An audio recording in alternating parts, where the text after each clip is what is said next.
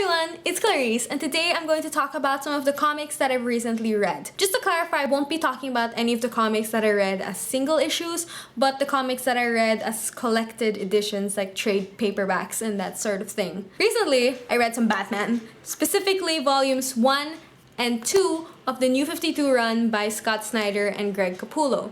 New 52, if you don't know, is this big reboot that DC had done semi-recently for the entire DC universe. So I figured it's a safe place for me to read some Batman since I'm not that confident in my DC knowledge. Well, the first 2 volumes of this run actually revolve around the Court of Owls, which is this whole new evil group of people that Batman has to deal with. And it's a group that has been right under their noses for decades, and yet it was able to silently and subtly control Gotham and manipulate it. I went into this run with really high expectations because lots of people have been saying that this is probably one of the best Batman runs of all time. I was thoroughly impressed by these books, which doesn't say much coming from me because I haven't read that much Batman, but I really enjoyed these. The storytelling was compelling, the art was fantastic, the atmosphere was dark, and all the issues work really well together but also work well individually. Like, I don't feel like there was a single issue that was a dud here. Batman is a great character and this is a great run,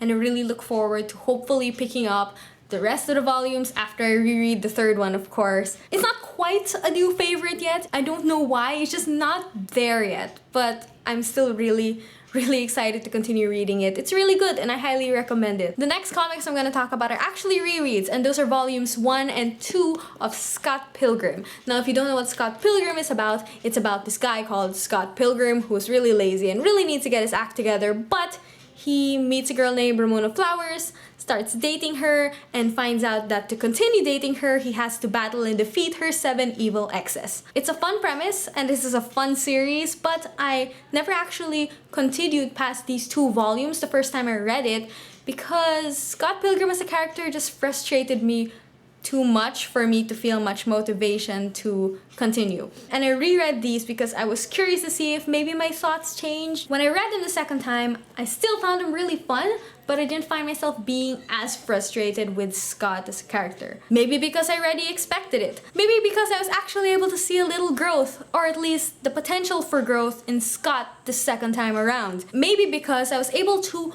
not let my frustration with Scott as a character blind me from seeing all the other fun and quirky elements of this series. Point is, I enjoyed this series, especially the 2nd volume, a lot more the second time around. It's not high in my priority list, but I do look forward to continuing this series eventually.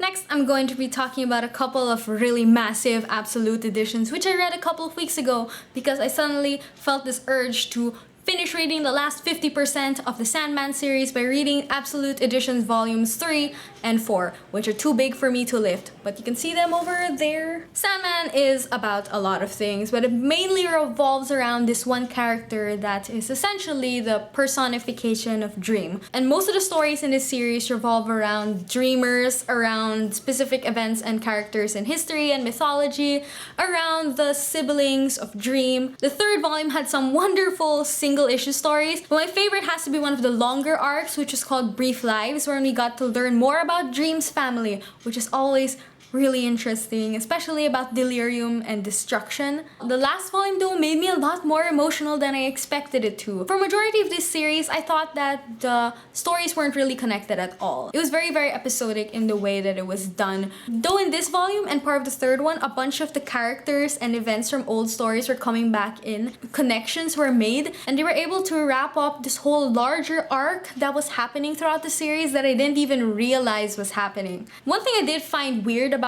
this volume though was that even though again there was some sort of conclusion for the whole series, there were still a couple of issues that followed, and I didn't really understand why. I just didn't feel any motivation to read them just because I felt that everything already concluded. But overall, now that I've read this series, I definitely understand why it is so highly regarded. in the realm of comics and in the realm of sci-fi and fantasy in general. And it's also a series that while I loved it, reading it the first time, I feel like I'm going to love it even more in the reread. After I finished the original Sandman series, since I had set out to read all of the Sandman that I owned, I proceeded to read Sandman Overture, the prequel series to the original Sandman series, and was actually the first story that Neil Gaiman wanted to tell in the Sandman series, but he couldn't fit it into just one issue. And this was written by Neil Gaiman with art by J.H. Williams III, colors by Dave Stewart, letters by Todd Klein, cover art and original series covers by J.H. Williams III and Dave McKean. And I had to read all of those names because as a whole, this is just such a well done book. You see how beautiful this cover is,